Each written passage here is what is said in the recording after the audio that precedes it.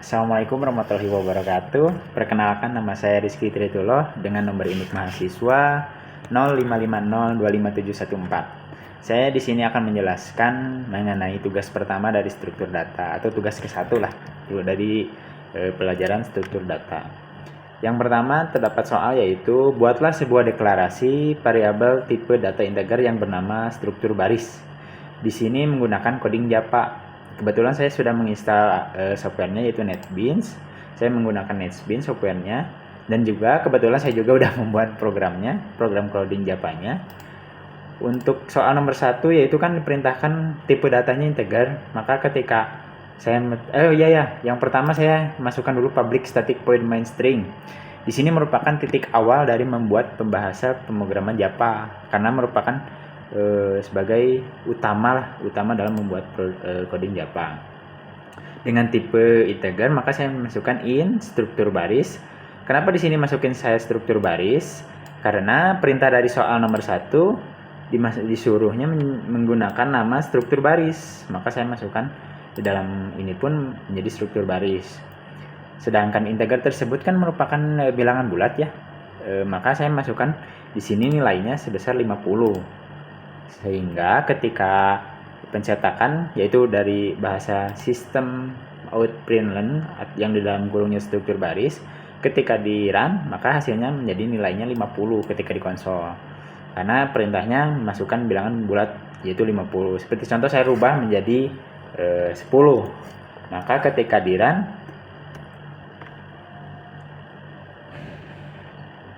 hasilnya pun tetap menyesuaikan nilai yang saya masukkan ke dalam struktur baris ini gitu. Seperti itu untuk mengenai soal yang pertama, mungkin seperti itu Pak Bu.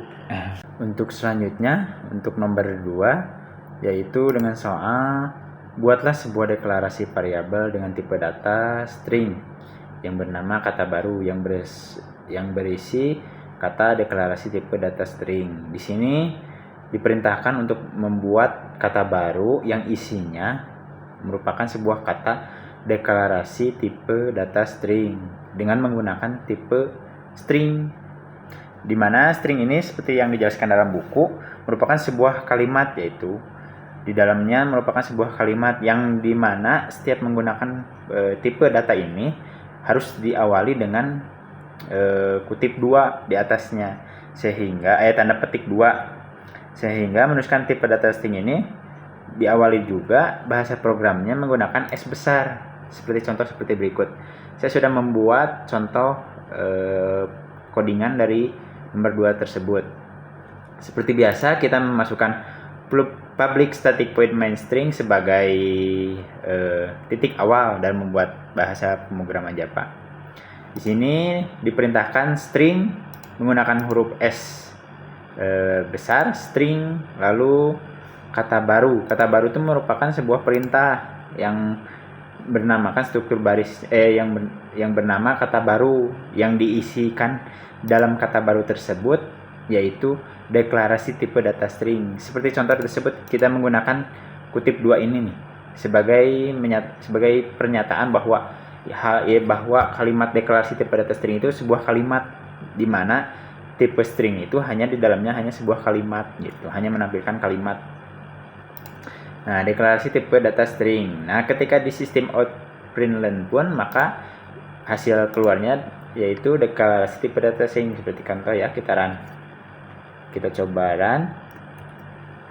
Nah, deklarasi tipe data string, atau kita rubah, seperti contoh kita rubah menjadi kalimat tipe data string, misalkan ya, kalimat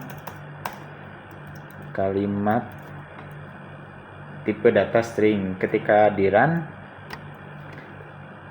maka hasilnya pun di sininya tetap bakal merubah ikut yang menyesuaikan inputan dari kutipan 2 ini. Ketika kita menuliskan kalimat tipe data string, maka hasil yang ketika dikeluarkan pun menjadi kalimat tipe data string sesuai dengan perintah apa yang kita masukkan di kata kunci ini. Mungkin itu yang dapat saya menjelaskan mengenai soal dari nomor 2 yang berkaitan dengan deklarasi variabel dengan tipe data string yang bernama kata baru yang berisikan kata deklarasi tipe data string. Untuk selanjutnya yaitu nomor 3 yang di dalam soalnya, buatlah pendeklarasian array satu dimensi dengan nama 4 angka tipe data integer yang berisi angka 07, 10, 20, 23. Pendeklarasian tersebut dengan menggunakan bahasa pemrograman Java. Kita masuk dulu ke software NetBeans-nya.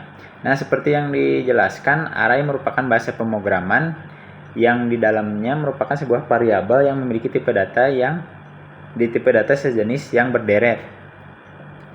Nah, di sini karena perintah dalam soal nomor 3 itu menggunakan integer, maka kita masukkan in yaitu 4 angka seperti dalam soal, perintahnya menggunakan kata kunci 4 angka, new in 4. 4 di sini merupakan sebuah elemen yang indeksnya mulai berawal dari 0 sampai 3. Yang dari nilai 0 itu merupakan 7, 07, indeks 1, 10, 2, 20, dan 3 sampai 23. Seperti dalam soal tersebut.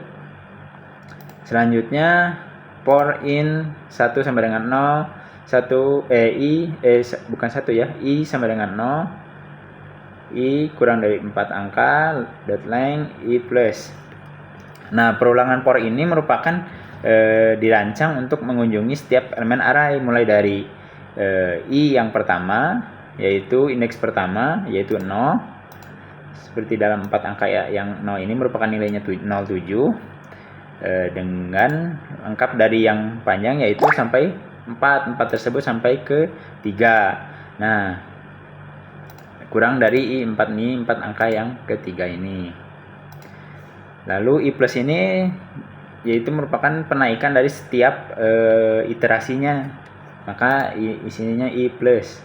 Nah, sehingga ketika diperintahkan outputnya, sistem out println 4 angka ini mengacu pada 4 angka ini, yang ini mengacu pada perintah i yang berawal dari indeks yang paling pertama yaitu 0 sampai 3 yang terdapat 4 elemen ini gitu. Maka ketika di run pun kita coba run ya, i6. Nah, maka hasilnya kan berderetan sesuai indeks yang paling pertama. Ketika dimasukkan indeks paling pertama nilainya 07, maka ketika yang pertama keluar yaitu 7. Dan seterusnya yang berurutan sesuai dari indeks yang dari 0, 1, 2, 3. Ketika dibalik pun maka hasilnya akan menyesuaikan dari indeks yang paling awal. Contoh 23 kita posisikan menjadi 7 dan yang 7 kita posisikan menjadi 23. Maka kita ketika di run hasilnya pun bakal terbalik. 7 berada pada posisi paling bawah dan 23 berada pada posisi yang paling atas. Nah, seperti itu untuk penjelasan mengenai array satu dimensi. Selanjutnya untuk nomor 4 yaitu dengan soal buatlah pendeklarasian array 2 dimensi dengan nama angka tipe data string. Nah, yang berbeda dengan nomor 3 yaitu tipe datanya integer, sedangkan untuk nomor 4 yaitu tipe datanya string yang terdiri dari 3 baris dan 3 kolom. Isi baris kolom berisi angka berikut 1, 3, 5, 14, 19, 20, 22, 27 dan 29. Baris di sini dimana saya membariskannya 1, 3, 5, terus 14, 19, 20, dan untuk kolom yang ketiganya 22, 27 dan 29 seperti berikut. Saya seperti sudah buatkan di NetBeans. Nah, kan 3 baris dan 3 kolom, saya buatkan 3 baris dan juga 3 kolom ke bawah. Untuk tipe 2 dimensi ini, array 2 dimensi ini sepertinya kita diharuskan menggunakan kurung ini, maka saya ikuti. Ternyata iya, ini untuk mendeklarasikan bahwa coding tersebut menggunakan 2 dimensi, array 2 dimensi. Dikarenakan ini menggunakan tipe string, maka di sini terdapat tanda kutip 2 bahwa menandakan tipe string. Karena kalaupun tanpa kutip, coba ya kita tanpa kutip, apakah bisa? Oh, ternyata tidak, karena di sini tipe string, maka kita wajib menggunakan tanda kutip 2 untuk setiap angka yang diberikannya. Terus kita urutkan sesuai 1, 3, 5, 14, 19, 20, 22, 27, 29. Sistem out println angka-angka ini, kata angka ini di sini hanya untuk menerangkan kalimat ketikaran di sini aja, enggak untuk perintah apa.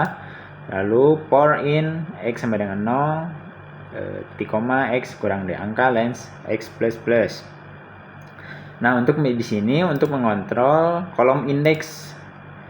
Nah, dari x ini untuk berfungsi sebagai x itu sebagai baris, x di sini sebagai baris yang ke pinggir yaitu 3 baris, dan y di sini untuk kolom yaitu 3 kolom. Length yaitu menghasilkan jumlah kolom pada baris tersebut. Kalau pada x, kalau y menjumlahkan kolom pada indeks tersebut, pada kolom tersebut. Lalu sistem outprint angka x, y plus tersebut merupakan untuk menampilkan isi array 2 dimensi. Nah, x dan y ini untuk menjelaskan dari for in x ini dan juga for in y ini, plus tambah ini juga hanya sebagai tanda miring garis miring ini untuk tab, yaitu agar si kolom tersebut menjadi rapi hasil ketika dirantu, hasil angka-angka tersebut menjadi rapi. Nah, sistem outprint line seperti biasa, seperti kita contoh, kita run ya, sheet 6. Nah, seperti ini hasilnya.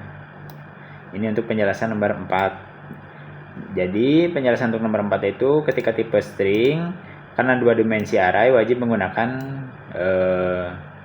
bentuk seperti ini, seperti kurung buka dan kurung tutup tapi dalam bentuk kontaknya. Lalu menjelaskan juga angka-angkanya dimasukkan berurutan.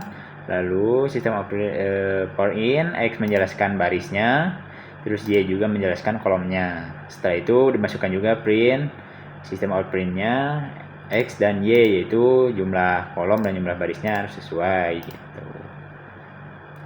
Untuk penjelasan nomor 4 mungkin itu aja. Soal nomor 5 yaitu buatlah deklarasi linked list dengan nama list angka yang memiliki list 22, 19, 44, 60, 72. Deklarasi tersebut dengan menggunakan bahasa pemrograman Java.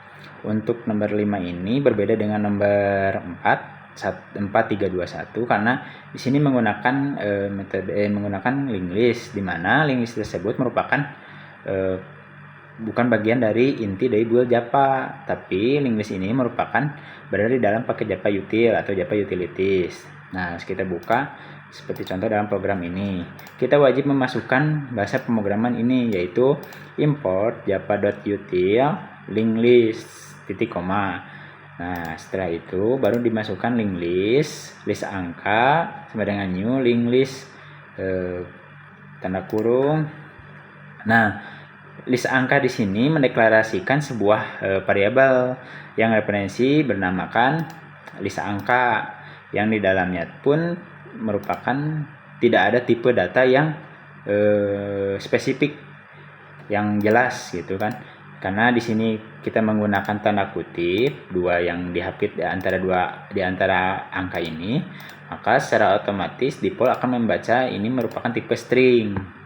Nah, dalam penambahan data pun pengisian elemennya kita menggunakan metode add yang dimasukkan ke dalam setiap elemen yang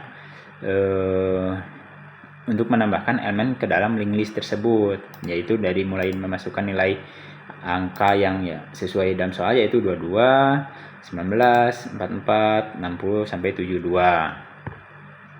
Nah, untuk sistem outnya, kita dicetak langsung menggunakan sistem out println yang di sininya diberikan keterangan yaitu linked list data atau sama dengan list angka. List angka ini untuk mengeluarkan terhadap angka-angka yang tersusun secara rapi ini, tersusun secara berurutan, sehingga menunjukkan elemen-elemen yang dimasukkan mempertahankan urutan penyisipan aslinya, seperti itu. Maka ketika di outputkan pun menghasilkan representasi string yang rapi, biasanya berupa elemen-elemen yang diapit oleh kurung siku. Nah, seperti ini nih. Yang diapit oleh kurung siku dan dipisahkan oleh koma. Nah, seperti contoh ini. Terdapat koma di dalam setiap angka setelah angka. Nah, seperti ini. Nah, itulah merupakan contoh jawaban soal nomor 5, yaitu tentang deklarasi linked list dengan nama list angka yang memiliki list angka dan sekian. Mungkin itu saja yang dapat saya sampaikan. Mudah-mudahan apa yang saya pelajari mungkin bisa menjadi bermanfaat untuk kedepannya, dan mohon maaf ketika saya menjelaskan mungkin kurang jelas atau mungkin kurang tepat secara intonasi atau secara bahasa, karena mungkin saya di sini masih tahap belajar. Untuk selanjutnya mungkin saya ucapkan banyak terima kasih telah meluangkan untuk melakukan penilaian terhadap tugas saya yang kerjakan. Mohon maaf atas kesalahannya atau mungkin ketidakjelasannya dalam menjelaskan. Saya ucapkan Assalamualaikum warahmatullahi wabarakatuh.